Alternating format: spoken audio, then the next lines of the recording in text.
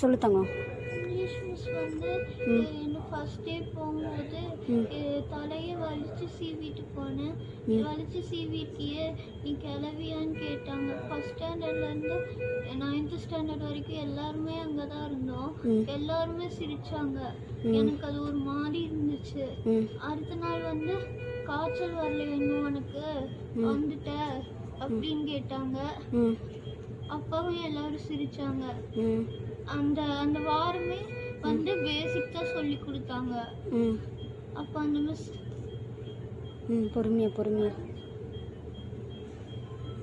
சொல்.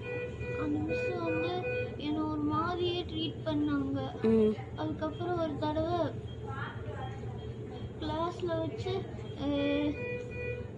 என்னை வந்து இந்த இது இருக்குல்ல ஸ்லோ லேர்னர்ஸ் அவங்க கூட உட்கார வச்சு எழுத வச்சாங்க. ஆனா நான் ஸ்லோ லேர்னர்ஸ் இல்லை, நான் நல்லா படிக்கிற பொண்ணு. மேக்ஸ் சாரே சொன்னாரு நான் அப்படி இல்லை அப்படின்னு. ஆனா அப்படித்தான் அப்படின்னு சொன்னாங்க. என் லிஸ்ட்ல இருக்கு இந்த பொண்ணு அப்படின்னு சொன்னாங்க. அதுக்கப்புறம் தமிழ் மிஸ் நான் 2 days லீவ் போட்டேன். 2 days லீவ் போட்ட உடனே செகண்ட் டே போனேன். அப்போ வந்து எல்லாரும் ஹோம்ஒர்க் எழுதிட்டீங்களான்னு கேட்டதுக்கு நான் எழுதலைன்னு சொன்னேன்.